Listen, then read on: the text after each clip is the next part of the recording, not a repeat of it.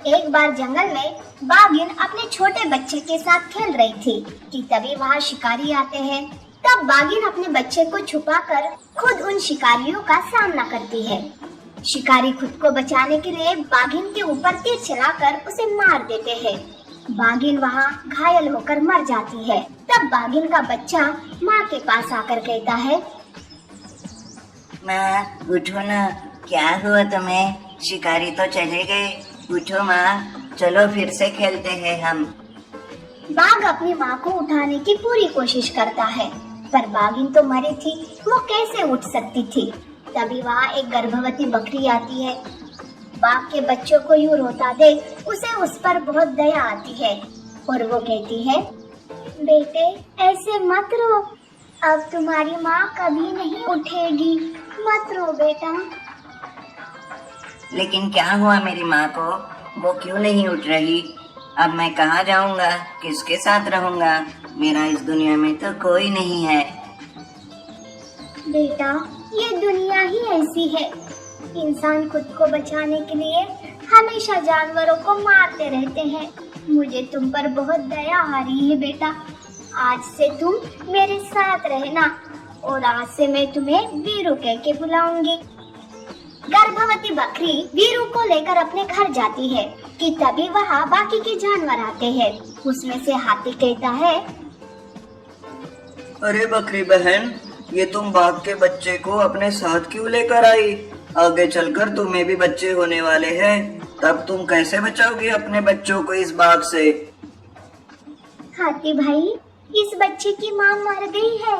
इस नन्हे बच्चे को देखकर मुझे रहा नहीं गया, आज से मैं ही इसकी माँ हूँ। इसका नाम वीरू है, वो आगे चलकर मेरे बच्चों का रक्षक बनेगा, ना कि भक्षक। उस दिन के बाद से वीरू गर्भवती बकरी के साथ रहने लगता है।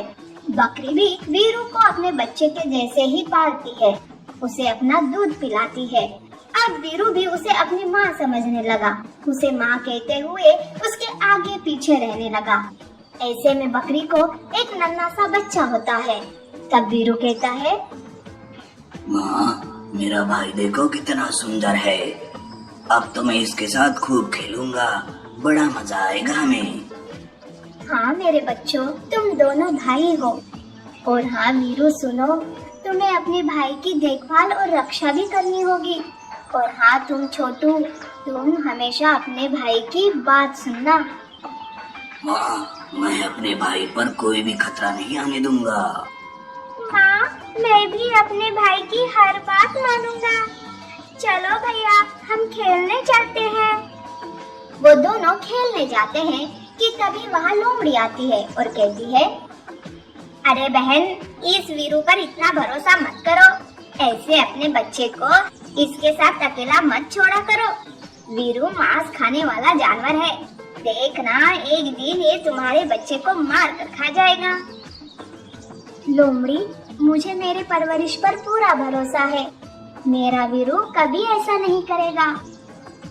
मैं तो तुम्हें आगाह कर रही हूँ, बाकी तुम्हारी मर्जी। लोमड़ी वहाँ से चली जाती है। इस तरह से कुछ दिन बीत जाते हैं। अब वीरू काफी बड़ा हो चुका था। एक बार बकरी छोटू और वीरू से कहती है, सुनो बच्चों, मैं काम के लिए बाहर जा रही हूँ, तुम दोनों एक दूसरे के साथ ही रहना, एक दूसरे का साथ बिल्कुल नहीं छोड़ना। और हाँ वीरू, छोटू का ख्याल रखना। वीरू माँ को बेफिक्र होकर जाने के लिए कहता है। दोनों भी खेलने के लिए तालाब के पास आते हैं। वीरू को भूख लग रही थी, इसलिए वो तालाब में मछलियाँ खाने जाता है और उसी वक्त छोटू वहाँ से कहीं और चला जाता है। वीरू मछलियाँ खाकर आकर देखता है तो उसे छोटू कहीं नहीं दिखता। वो छोटू को ढूंढने लगता है। छोटू, कहाँ हो तुम? छोटू, छोटू। इस तरह से आवाजें देकर वीरू छोटू को हर जगह देखने लगता है, पर उसे छोटू कहीं नहीं मिलता। तभी वहाँ बकरी आती है। वीरू के मुंह पर उसे खून दिखाई देता है और छोटू आसपास कहीं नजर नहीं आता। तब बकरी डर जाती है, उसे लोमड़ी की बातें याद आती है और वो वीरू से कहती है, वीरू, मेरा छोटू कहाँ है? और ये तुम्हारे मुंह में खून कैसे लगा? कहाँ है मेरा छोटू? बोलो। वीरू डरते डरते उसे सारी बात बताता है। तब बकरी को वीरू पर ही शक होने लगता है और वो गुस्से से कहती है, इसका मतलब कि तुमने ही मेरे बच्चे को मार कर खा लिया। सच कह रही थी वो लोमड़ी, पर मैं ही नादान थी जो तुम पर दया दिखाकर तुम्हें अपने सगे बेटे के जैसे पाला और आज तुमने उसका ये सिला दिया। नहीं नहीं माँ, मैंने कुछ नहीं किया। तुम मुझे माँ मत कहो, चले जाओ यहाँ से, मुझे तुम्हारी शक्ल भी नहीं देखनी।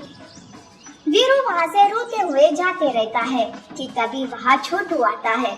छोटू को जिंदा देखकर बकरी खुश हो जाती है। छोटू बकरी को सब बताता है कि वो कहाँ गया था। तब बकरी को अपनी गलती का एहसास होता है और वो जाते हुए वीरू को रोक लेती है, उससे माफी मांगती है और उसे प्यार करती है।